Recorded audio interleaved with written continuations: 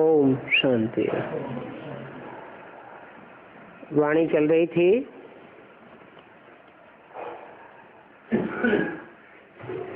26 जून 1968 का प्रातः क्लास, तीसरे पेज के मध्यार्ध में बात चल रही थी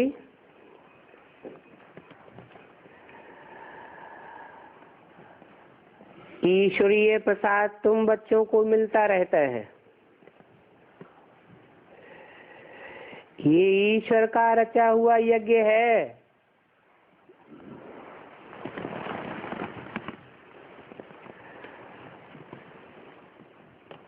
तो ईश्वरीय प्रसाद मिलता रहता है और ये प्रसाद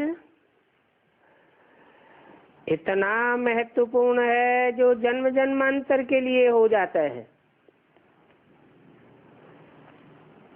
प्रसाद प्रसन्नता को कहा जाता है।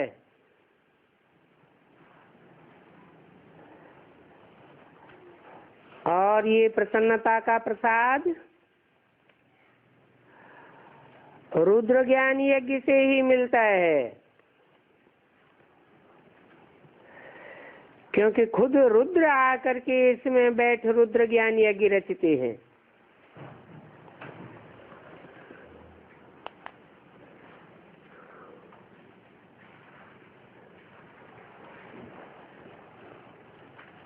आकर के रुद्र ज्ञान यज्ञ रचते हैं। कहाँ से आते हैं? परमधाम से तो और रुद्र नहीं आता है,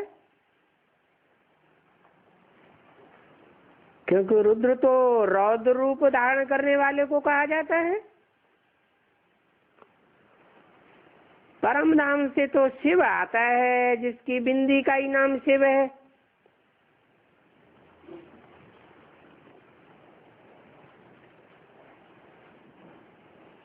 शरीर बदलते जाते हैं तो नाम भी बदलते जाते हैं।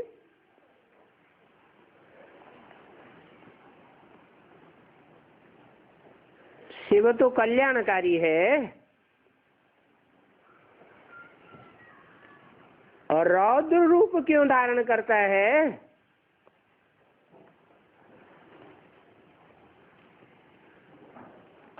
क्योंकि रावण राज्य में संसार की इतनी दुर्गति हो जाती है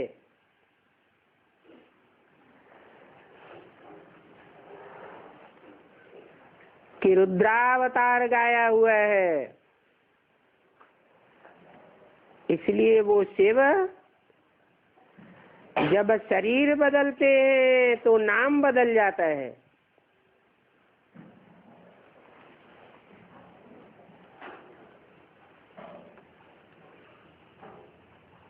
नाम पड़ता है रुद्र, जिसे रुद्र ज्ञान यज्ञ कहा जाता है। यज्ञ के आदि में ही इसका बीजारोपण हुआ और आदि में भी बीज रूप तेज धारण करके और रौद्र रूप भी धारण किया।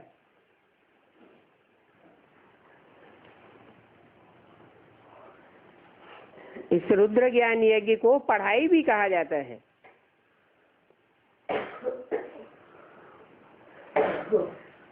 तो रुद्र शिव बाबा ही है, जो ज्ञान का सागर है। उसने ही ये यज्ञ रचा है।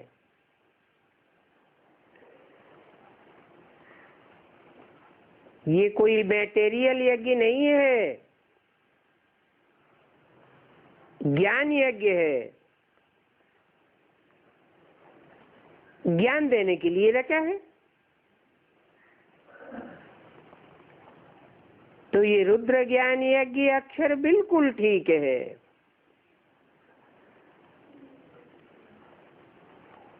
राजस्व अश्वमेघ अविनाशी रुद्र ज्ञान यज्ञ। स्व का राज्य लेने के लिए यज्ञ रचा गया है।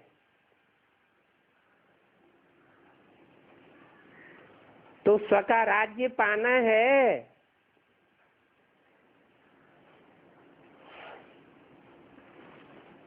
समझ में आता होगा इनको यज्ञ क्यों कहते हैं। यज्ञ में तो आहुति दी जाती है।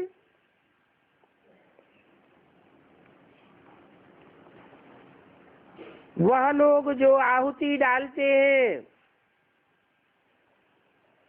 वो तो स्थूल आहुतियां डालते हैं, बहुत कुछ डालते हैं। जो भी डालते हैं सारा ही कीचड़ पट्टी।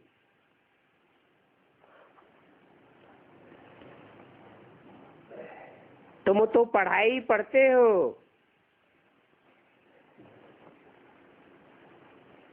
आहुति क्यों डालते हो? क्योंकि तुम जानते हो कि हम पढ़ करके जब होशियार हो जाएंगे तो सारी ये कीचड़ पट्टी की दुनिया इसमें स्वाहा हो जाएगी।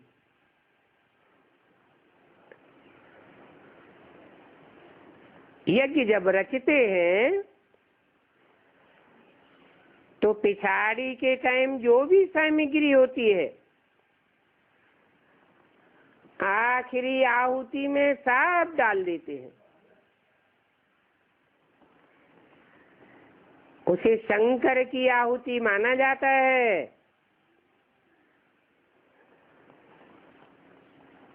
अभी तुम बच्चे तो जानते हो कि हमको बाप पढ़ाए रहे हैं।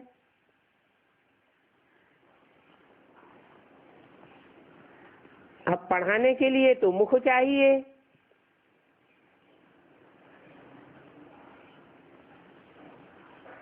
तो कौन से मुख से पढ़ाते हैं? अभी बाप हमको पढ़ाते तो है ना, परंतु बाप तो बहुत साधारण है।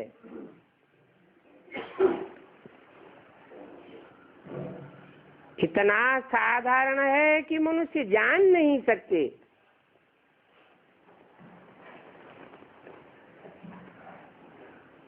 मनुष्य बेचारे क्या जाने।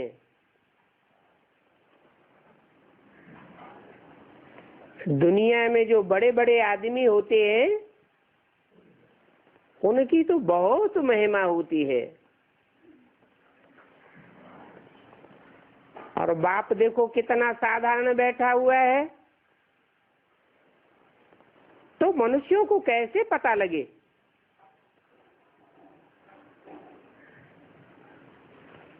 और यह दादा तो जवाहर ही था। ये तो बड़ा आदमी था, फिर भी शक्ति तो कोई देखने में नहीं आती। सिर्फ इतना ही कह देते हैं इनमें कोई शक्ति काम कर रही है, बस। ये नहीं समझते हैं कि इनमें सर्वशक्तिवान बाप है।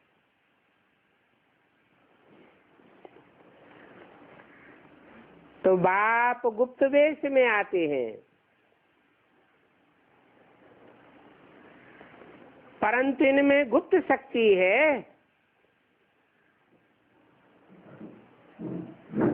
और वो भी आई कहां से?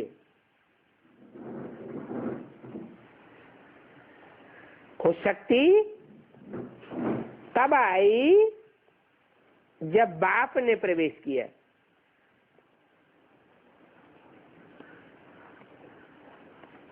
तो बाप का जो खजाना है वो ऐसे थोड़े ही देते हैं। तुम सारा खजाना योग बल की शक्ति से लेते हो। योग किसे कहा जाता है? योग माना लगन, लगाव, अटैचमेंट। जितना जिसका अटैचमेंट होता है, बाप के साथ लगाव होता है, लगन होती है, उस लगन के आधार पर उसे शक्ति मिलती रहती है और जन्म जन्मांतर की शक्ति मिलती है योग बल से, क्योंकि वो तो सर्वशक्तिवान है ही और उनकी शक्ति कहीं चली नहीं जाती है। परमात्मा को सर्वशक्तिवान क्यों कहा जाता है? क्यों गायन है सर्वशक्तिमत्ता का? ये भी कोई जानते नहीं है।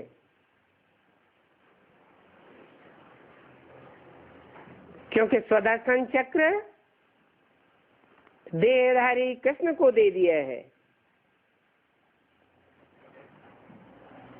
और वह कृष्ण उस चक्र से क्या करते हैं?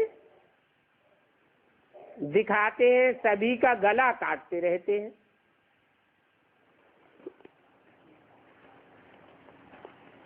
तो क्या भगवान बाप बैठे हिंसा करते हैं?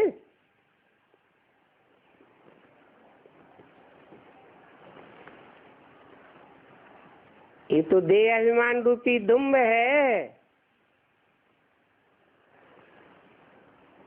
जो आत्मा के साथ लगा हुआ है। तो भक्ति मार्ग में दिखाते हैं कि सदर्शन चक्र से देह अभिमान का गला काट दिया। सिख लोगों ने भी सदर्शन चक्र को कॉपी किया है। लड़ते हैं तो चक्र से गला काट देते हैं। तो भक्ति मार्ग में सदर्शन चक्र हथियार के रूप में समझ लिया है। वास्तव में ये कोई स्थूल हथियार नहीं है। इसका नाम ही है सदर्शन चक्र। स माने आत्मा, दर्शन माने देखना, चक्र माने 84 का चक्र। 84 के चक्र में अपनी आत्मा की स्थिति को देख लेना, भाप लेना।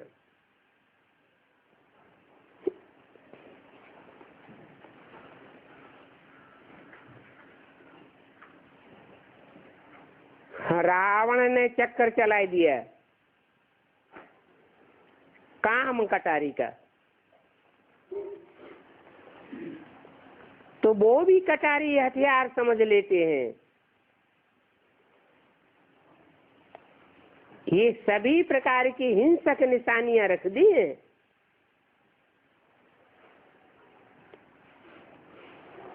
बाप तो आकर समझाते हैं,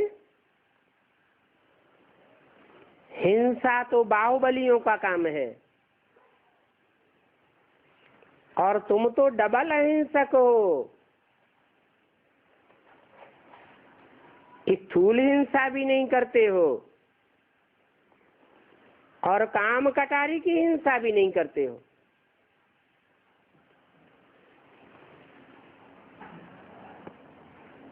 तो बाप आकर सभी बातें समझाते हैं, पढ़ाते हैं। ये भी बताते हैं कि मैं आकर जिसमें प्रवेश करता हूं,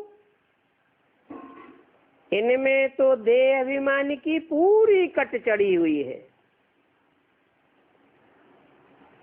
पूरी माने औरों में तो परसेंटेज कम है, लेकिन इनकी तो परसेंट सबसे जास्ती है। इसलिए इनमें कहा, इसमें भी नहीं कहा। इस सृष्टि रूपी रंगमंच के दो ही मुख्य पार्टधारी हैं, हीरो और हीरोइन के रूप में।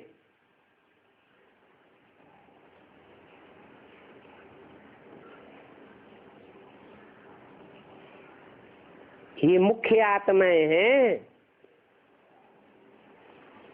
राम और कृष्ण की आत्माएं हैं।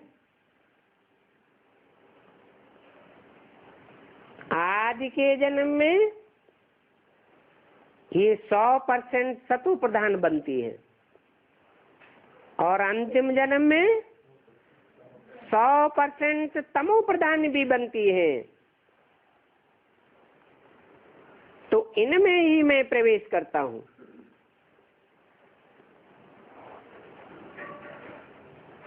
किस रूप में प्रवेश करता हूं? ये सृष्टि रूपी रंगमंच के हीरो हीरोइन ही माता पिता है।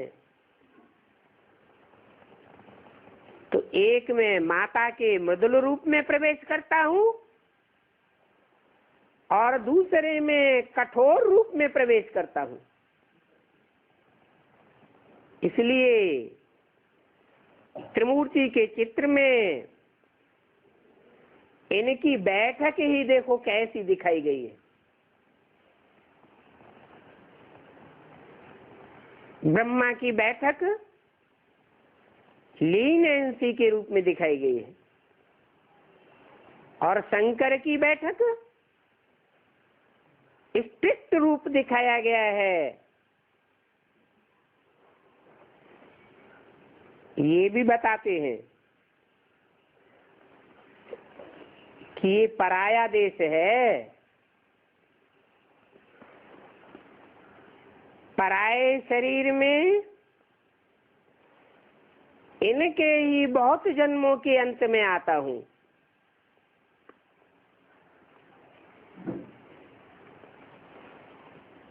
और कट जो चढ़ी हुई है वो कट तो कोई भी उतार नहीं सकता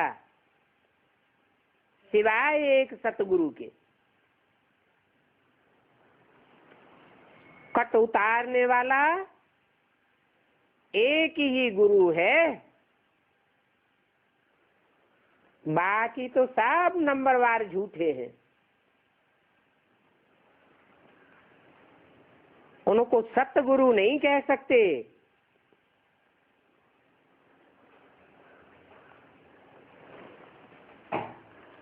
वो बाप एब्सोल्युटली पवित्र है, अपवित्रता का अंश मात्र भी नहीं है। और ये बात भी तुम बच्चे समझते हो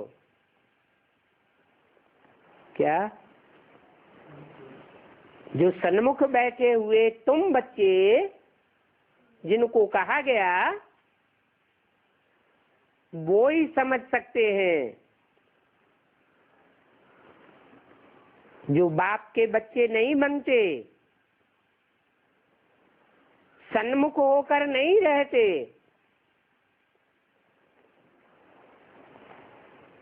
क्योंकि सन्मुख होना भी दो प्रकार का है।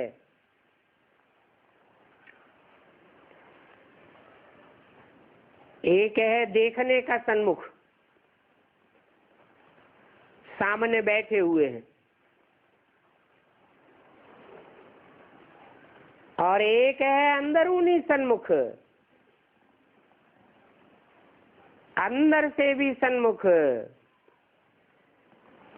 मन के संकल्पों में भी कोई विपरीत संकल्प नहीं चलता है। संकल्प मात्र भी अगर विपरीत संकल्प चलते हैं तो इससे साबित होता है कि रामकृष्ण वाली आत्माओं के साथ पूर्व के 63 जन्मों में कहीं न कहीं विपरीत कर्म किए हैं।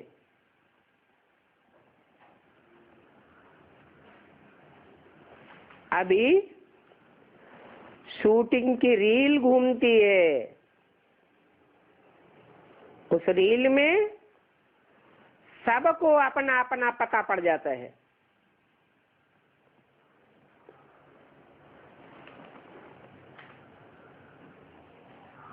कि हमारे अंदर बाप के बरखिलाफ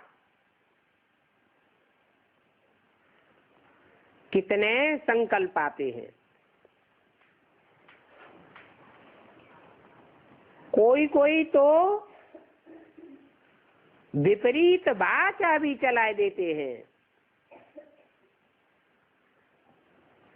जिसके लिए बाप कहते हैं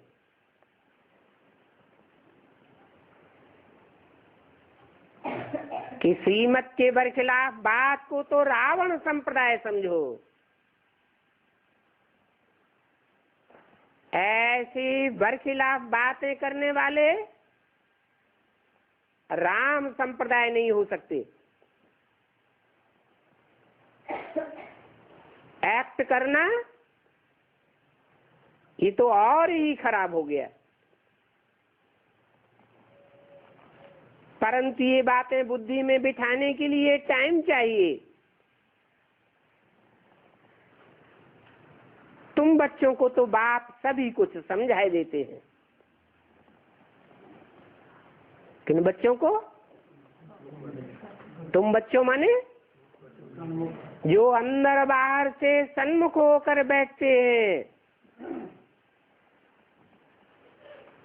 बाप बच्चों को सब कुछ विल कर देते हैं। ज्ञान का सागर है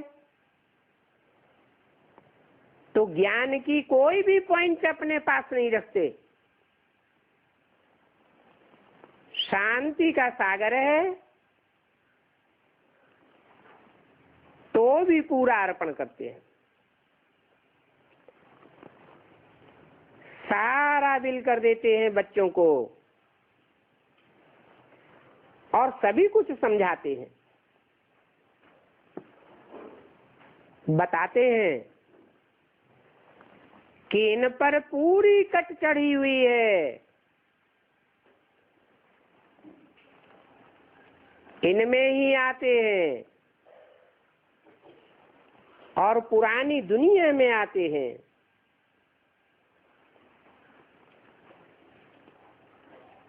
इस पुरानी दुनिया में सभी पतित हैं।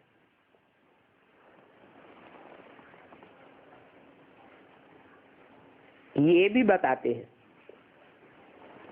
परंतु सबसे जास्ती पतित कौन है?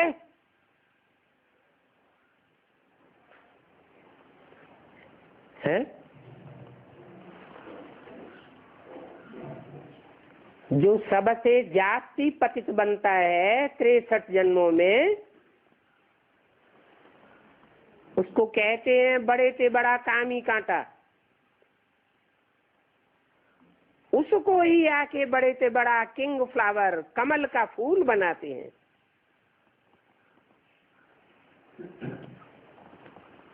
और यह बात बाप ही आकर के बतलाते हैं।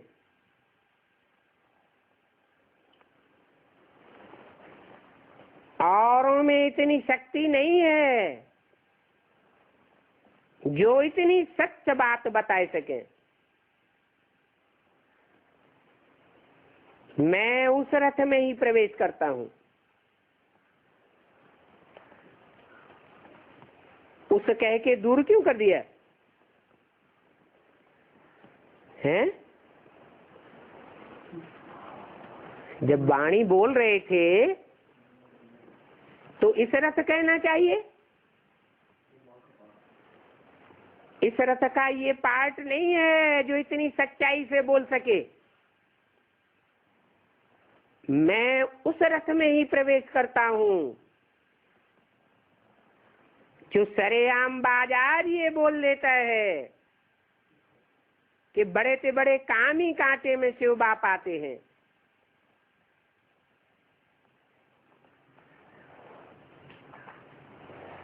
जिस रथ में आते हैं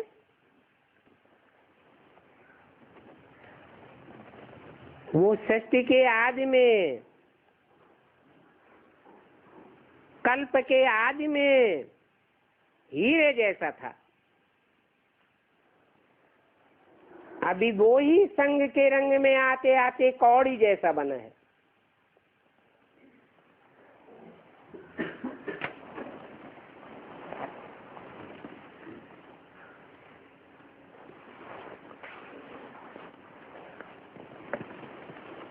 और जो कौड़ी जैसा बना है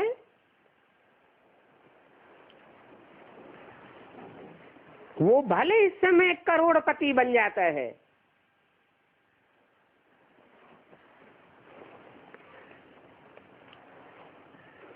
परंतु बनाने वाला कौन है?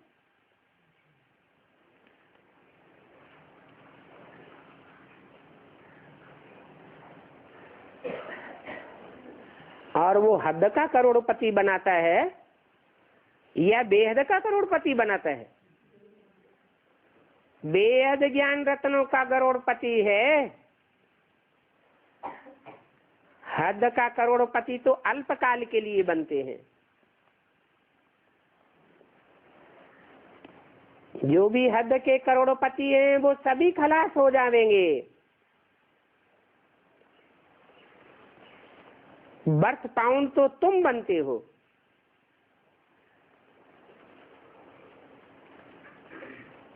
और तुम ही बाप के स्टूडेंट हो। तुम भी स्टूडेंट हो और ये भी स्टूडेंट है। कौन? ये ब्रह्मा बाबा भी स्टूडेंट है, तुम भी स्टूडेंट हो, क्योंकि ये ब्रह्मा भी बहुत जन्मों के अंत में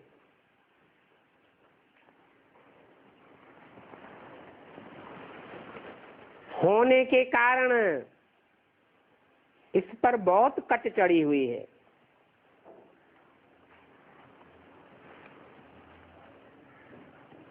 जो बहुत अच्छा पढ़ते हैं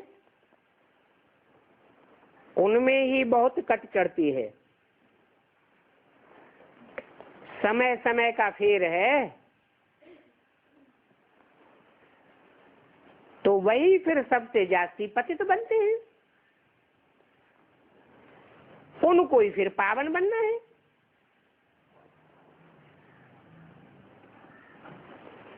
तो ये ड्रामा बना हुआ है। ये कहते हैं मैं ही हूं जो सबसे जास्ती पावन बनता हूं। फिर 84 जन्मों के बाद सबसे पतित भी बनता हूं। तो बाप रियल बातें बताते हैं, छुपाते कुछ भी नहीं है, क्योंकि बाप ही सत्य है।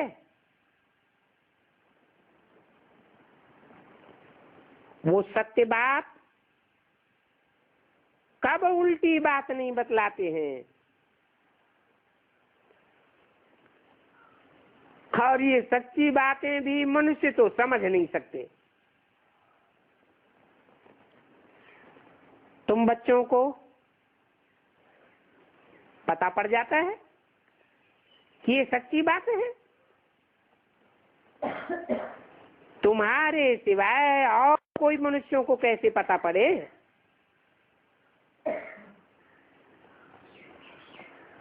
वो मनुष्य तो कहते हैं इनको ब्रह्मा कैसे कैसे हो।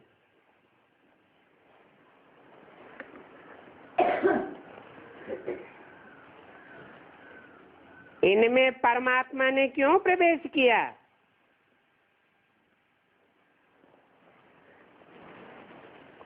ये बात अभी तुम समझते हो। क्यों प्रवेश किया? क्योंकि इनका ही इनका पाठ है। इसलिए प्रवेश किया कि जैसे हद की सृष्टि होती है तो बीज रूप बाप बीजारोपण माँ के द्वारा ही करता है। माँ ही बच्चों के सामने प्रत्यक्ष होती है पहले। तो गायन है भक्ति मार्ग में, त्वमेव माता क्या पिता त्वमेव।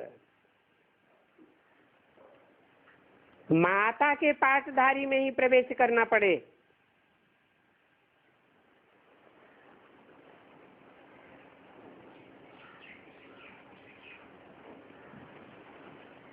माता ही पहले बच्चों के सामने प्रत्यक्ष होती है, बाप तो प्रत्यक्ष नहीं होता। बच्चा जब बड़ा बने, सगीर हो, तो बाप को पहचाने।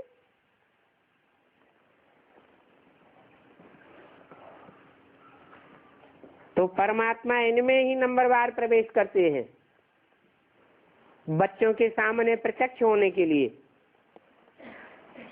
और ये बात तुम बच्चे ही अभी समझते हो।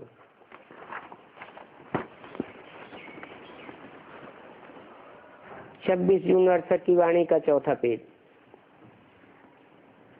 ये भी जानते हो कि ब्राह्मण कुल है सबसे ऊंचा, कि देवता कुल ऊंचा है। ब्राह्मण कुल क्यों ऊंचा है? ब्राह्मण तो दुखी भी होते हैं और ब्राह्मण सुखी भी होते हैं, और ब्राह्मण तो नंबरवार भी होते हैं। कोई कम कुरी के ब्राह्मण है, कोई पूरे 18 विश्वा के ब्राह्मण। लेकिन बोला कि तुम्हारा ब्राह्मण कुल है सबसे ऊंचा। तुम्हारा क्यों कहा?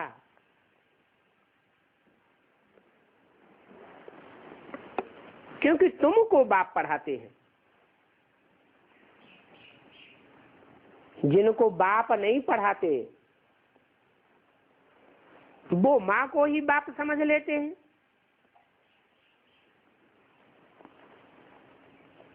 परंतु माँ कोई रियल में बाप तो नहीं होती। रियल में तो तुम ब्राह्मण बनते हो पक्के, जो पक्के देवता बनते हैं 84 जन्म लेने वाले। और ब्राह्मण जीवन से ही कन्वर्ट होकर के पक्के देवता बन जाते हैं। अगले जन्म में नहीं, इसी जन्म में नर से नारायण जैसे बनते हैं। तो तुम बाप के डायरेक्ट बच्चे हो गए ना। उनको डायरेक्ट बच्चे थोड़े ही कहेंगे। भले सतयुग का पहला नारायण है, वो गॉड फादर बाप का डायरेक्ट बच्चा थोड़ा ही है। वो किसका बच्चा है? वो तो नारायण का बच्चा है, देवता का बच्चा है। तुम तो किसके बच्चे हो? भगवान बाप के बच्चे हो। देवताओं को ऊंचे से ऊंचे नहीं कहा जाता है। भगवान बाप तो ऊंचे से ऊंचे है। तो तुम रूहानी बाप के बच्चे हो।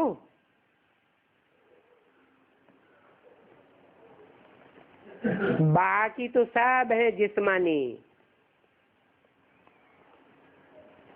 क्योंकि 84 जन्म में सब जिस्म धारण करते हैं।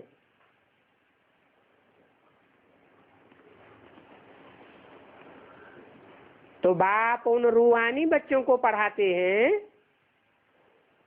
जिनको बाप बच्चे बच्चे कह करके बैठ पढ़ाते हैं। जिनको पढ़ाते नहीं है सन्मुख, उनको बच्चे कैसे कहेंगे? मेरे बच्चे, क्योंकि वो तो बाप को पहचानते ही नहीं है। तुम बच्चे तो श्रीमत पर चलते रहते हो, श्री श्री कहा ही जाता है बाप को। तुम बाप को पहचानते हो तो उनकी मत को मानते हो। शिव बाबा इसमें बैठ करके मनवाते रहते हैं। क्या मनवाते रहते हैं? श्रीमत की बात तुम बच्चों को समझा करके मनवाते रहते हैं। कोई जबरदस्ती की बात नहीं है।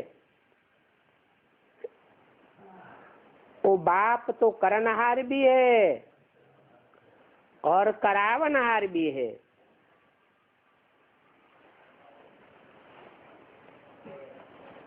जो भी करते हैं वो सत्य करते हैं, कल्याणकारी करते हैं।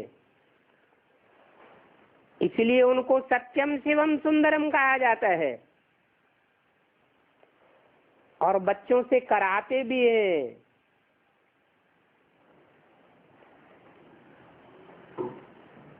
कुछ खुद करते हैं और कुछ कराते भी हैं। खुद किसके द्वारा करते हैं?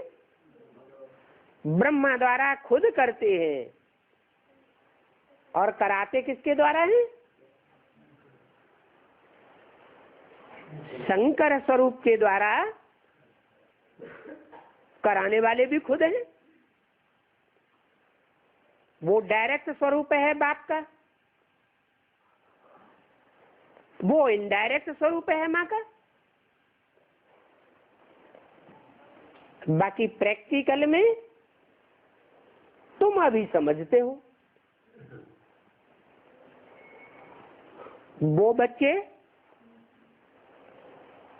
जो सन्मुख नहीं है, वो समझते नहीं है।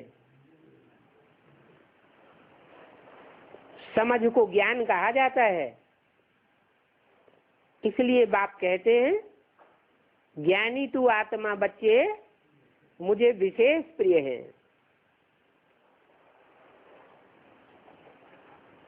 तो प्रैक्टिकल में तुम ही समझते हो, दूसरी की तो कोई चीज है ही नहीं। और शरीर तो पुराना ही लेना है,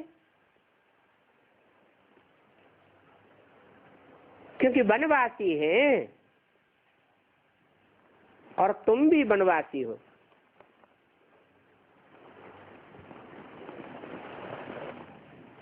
उन्होंने शास्त्रों में दिखाया हुआ है, चाहे महाभारत हो चाहे रामायण हो, कि राम को वनवास हुआ, पांडवों को वनवास हुआ। तो तुम वानप्रस्थ में जाने वाले हो ना। वानप्रस्थी कहो व वनवासी कहो, बात एक ही है। क्योंकि वानप्रस्थ में ही वाणी से परे जाकर के वास करना होता है। इसलिए तुम वनवासी हो। कोई उल्टा सुल्टा बोल रहा है तो तुम एक कान से सुन करके दूसरे कान से निकाल देते हो, सुना अनसुना कर देते हो, जैसे कि हमने सुना ही नहीं। वनवासी हो ना। शादी होती है तो भी वनवास में बैठते हैं, वनवा में बैठते हैं ना। जाना तो चाहिए स्वर्ग में। वनवास में बैठने के बाद जब शादी होती है तो बाद में जाना चाहिए स्वर्ग में, सुख की दुनिया में जाना चाहिए। परंतु वह तो और ही नरक में गिर जाते हैं। भले कोई बड़े बड़े घर के होते हैं, उनको भी पुराने कपड़े आदि पहना करके वनवास में बिठाते हैं।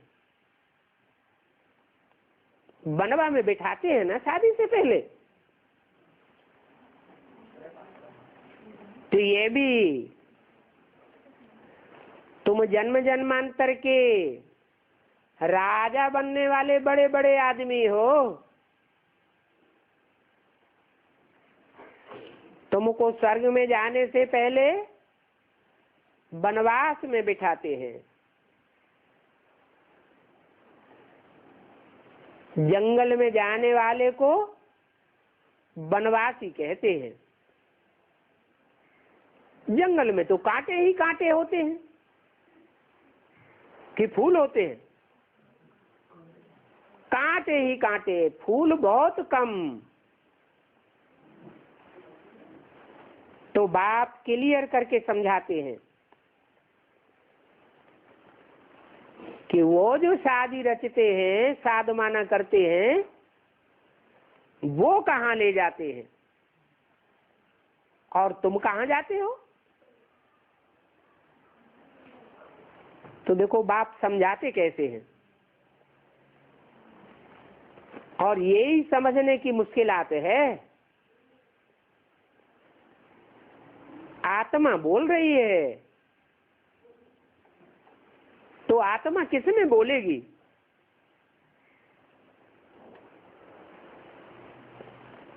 स्पीकर में बोलेगी क्या?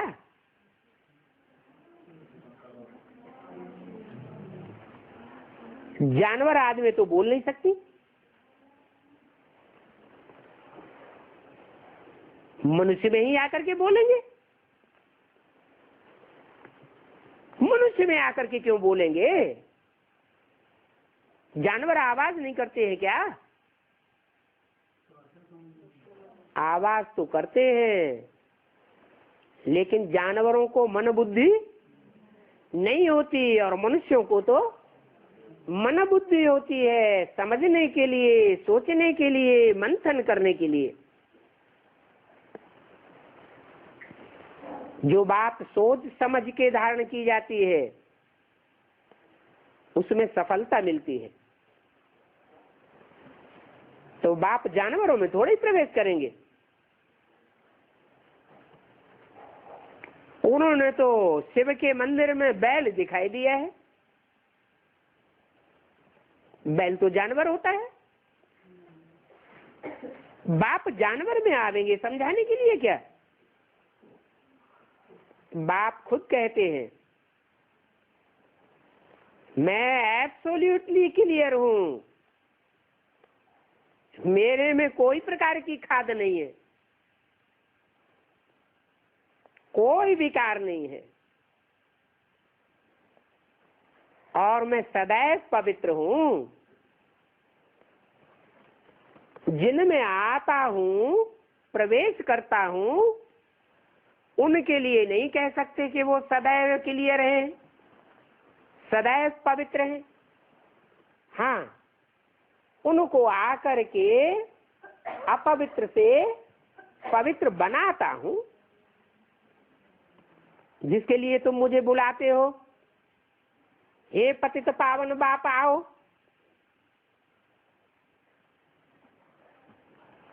बाकी मैं सारे विश्व का सुनार हूं। जो भी मनुष्य मात्र हैं, जो भी प्राणी मात्र हैं, जो भी शरीरधारी हैं, सब में धातु मिक्स हो गई है।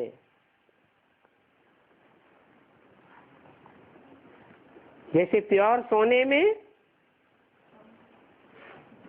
चांदी की खाद, तांबे की खाद, लोहे की खाद डालते हैं ना,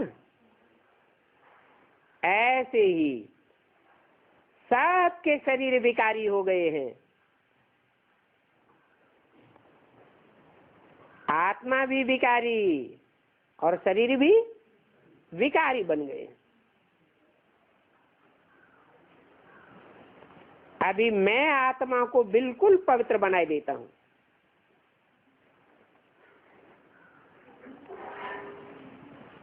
तो मैं पक्का सोनार हूं और धोबी भी हूं। धोबी क्या करता है? अरे धोबी कपड़े धोता है। अभी तुम आत्मा को समझ गए हो। वो धोबी जो होते हैं वो तो स्थूल शरीर के कपड़ों को धोते हैं। मैं तो ऐसा धोबी हूं जो तुम्हारी आत्मा का 84 जन्म का पतित से पतितमो प्रधान कपड़ा है,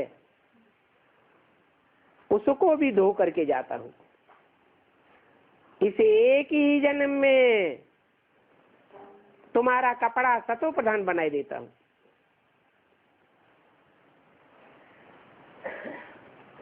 ऐसे नहीं कहते कि अगले जन्म में कपड़ा धोकर दे दूंगा।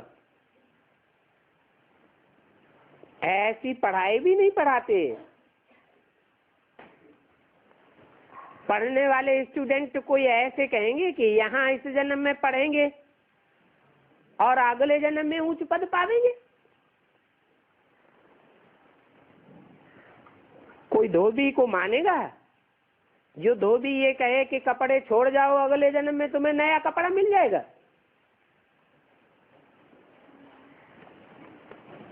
तो बाप पक्का धोबी है। अभी तुम्हारी आत्मा समझ गई है। तुम तो डायरेक्ट नर से नारायण जैसे बनते हो, तो शरीर भी तुमको पवित्र मिलता है। और इसी जन्म में, इसी दुनिया में तुमको यह पवित्रता धारण करनी है। ये 5 तत्वों का चोला अभी इसी जन्म में पवित्र बनाना है। नहीं तो विश्व परिवर्तनकारी कैसे कहे जावेंगे? ये तो जानते हो कि आत्मा ही सभी बातें ग्रहण करती है। सतयुग से लेकर के कलयुग अंत तक आत्मा ही पाठ बजाती है। तो रंगमंच पर भिन्न भिन्न कपड़े धारण करती है। तुमने 84 जन्मों में 84 कपड़े धारण किए। 84 जन्मों का पाठ है ना। तो जितनी आत्मा पवित्र है उतना शरीर भी पवित्र मिलता है।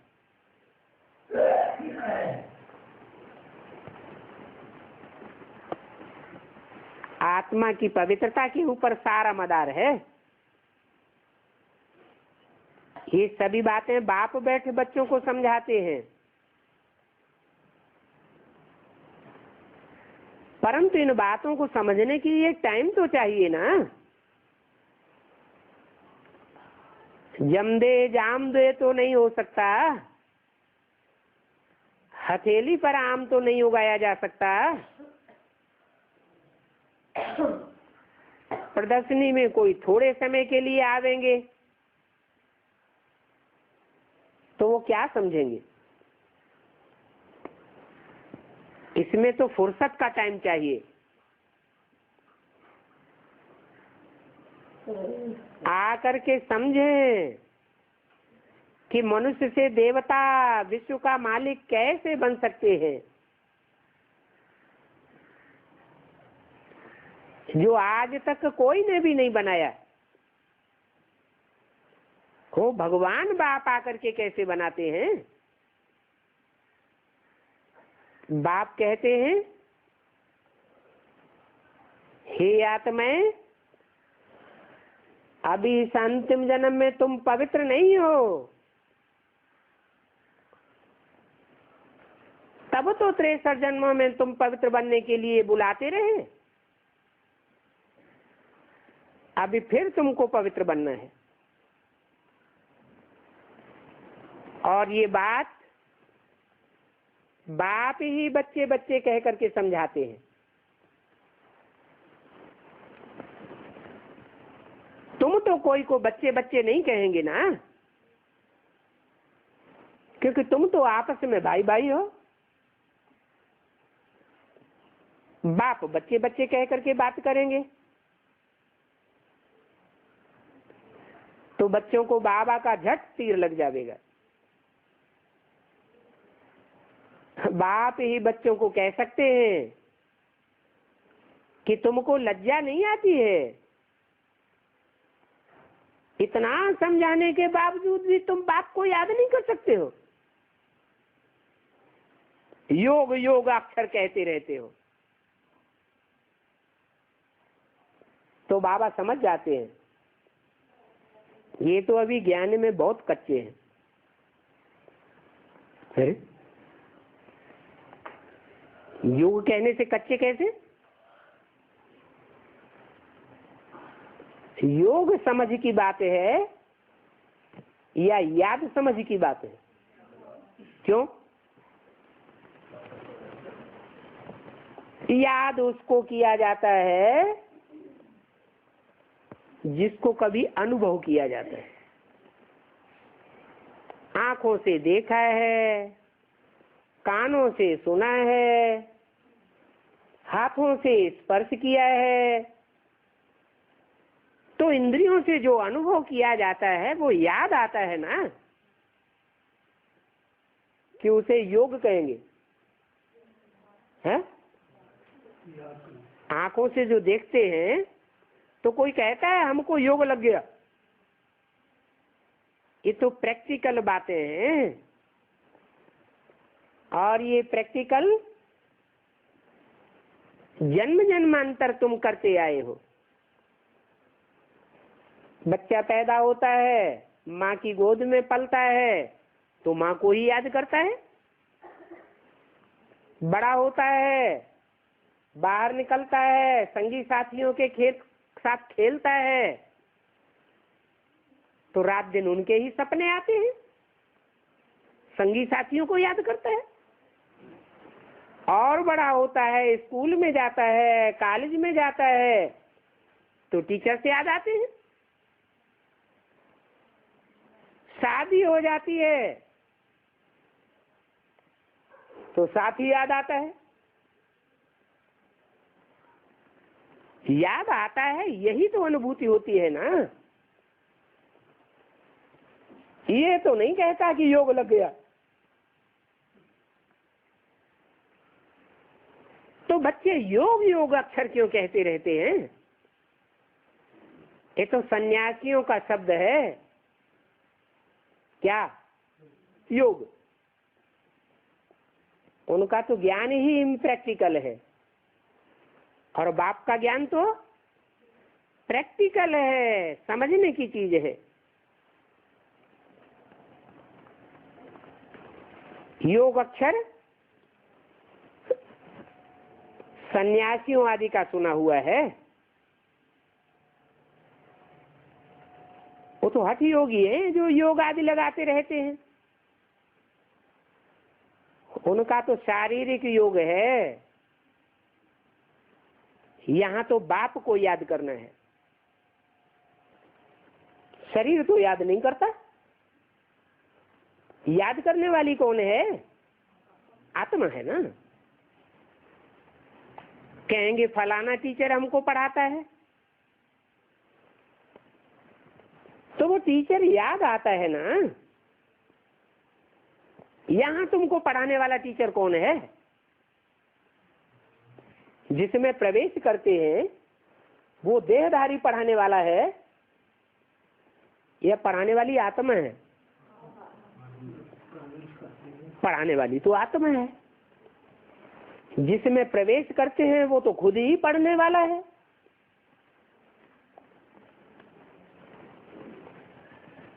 तो टीचर याद रहता है।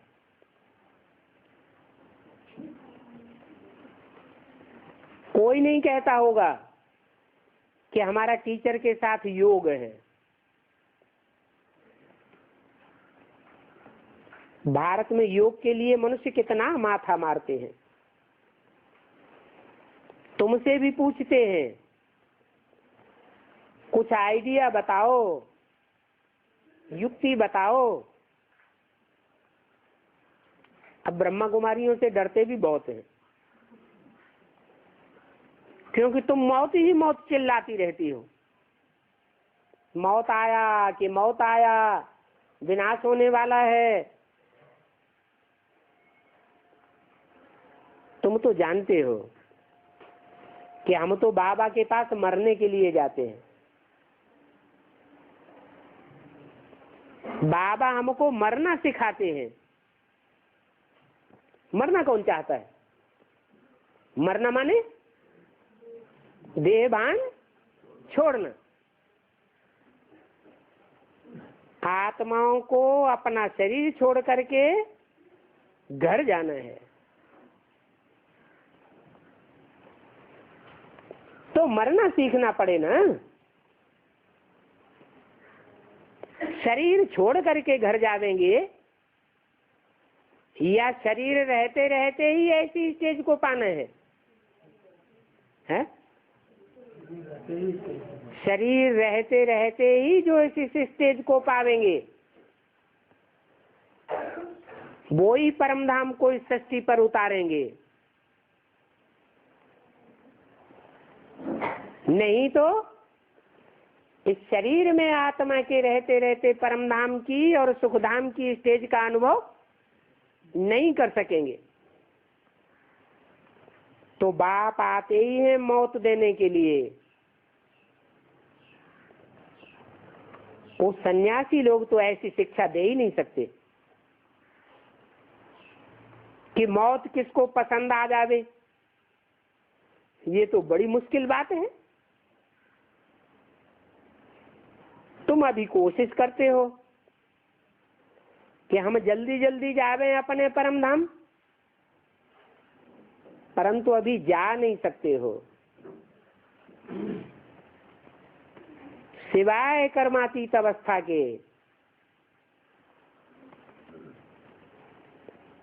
बुद्धि में कर्मातीत अवस्था को पा करके हम घर जावेंगे।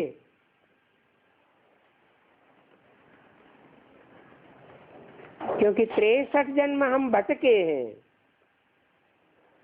अभी हम जल्दी घर जावे। हमारे सिर पर 63 जन्मों के पापों का बोझा बहुत है।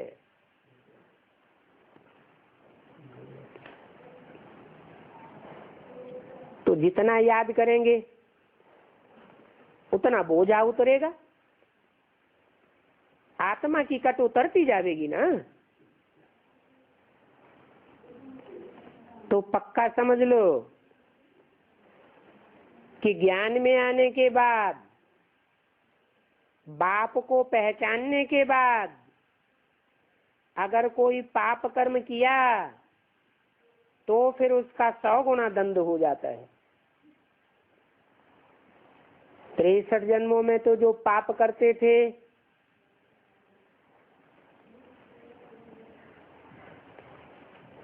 उसका 1 गुना ही पाप चढ़ता था। और बाप को पहचानने के बाद,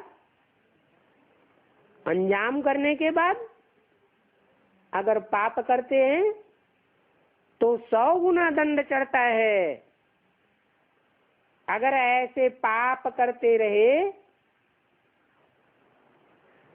तो ज्यादा बोझ 63 जन्मों का कहा जाएगा या ऐसे 1 जन्म का कहा जाएगा? क्योंकि यहाँ तो 100 गुना चढ़ जाता है।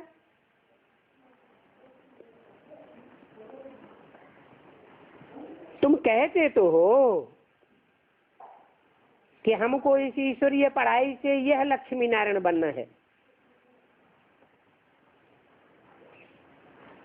वो लोग तो तुम्हारी बात सुन करके कह देते हैं ये तुम्हारी कल्पना है।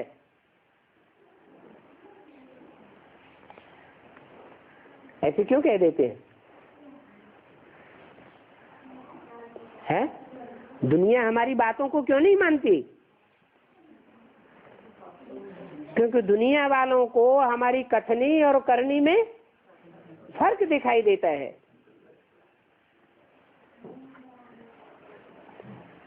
तुम बोलते भी हो अरे प्राइम मिनिस्टर प्रेसिडेंट आदि बनते हैं तो ये कोई कल्पना है क्या, पढ़ाई से ही तो बनते हैं, ये भी ईश्वरीय पढ़ाई है, हम भी ईश्वरीय पढ़ाई पढ़ रहे हैं, तो हम क्यों नहीं नर से नारायण जैसे बनेंगे। लेकिन एक होता है पढ़ना, समझना, मानना और प्रैक्टिकल जीवन में धारण करना, चलना। एक होता है पढ़ना पढ़ाना तो बहुत, लेकिन प्रैक्टिकल जीवन में जीरो। तो उस दुनिया की पढ़ाई में तो ऐसा हो सकता है, यहां तो कथनी में और करनी में एक बनना पड़े। इस सृष्टि का चक्र भी फिरता है, ये कोई कल्पना थोड़ी है। यूनिवर्सिटी में पढ़ते हैं, क्या ये कल्पना है?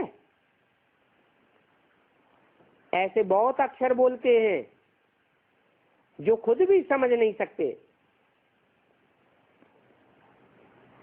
कि कल्पना का अर्थ क्या है।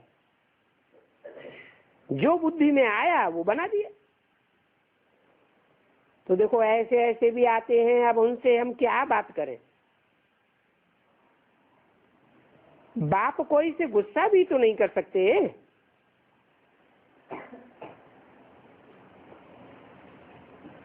अगर गुस्सा करते हैं तो बाप की निंदा करेंगे। इनको भी डर रहता है। किनको? रामकृष्ण की आत्माओं को भी डर रहता है कि जैसे कर्म मैं करूंगा मुझे देख और बच्चे भी करने लग पड़ेंगे। मैं क्रोध करूंगा तो और बच्चे भी मुझे देख करके ऐसे करेंगे। तो तुमको भी ये बात समझनी है, फिर समझानी है। अच्छा बच्चों को गुड मॉर्निंग, नमस्ते।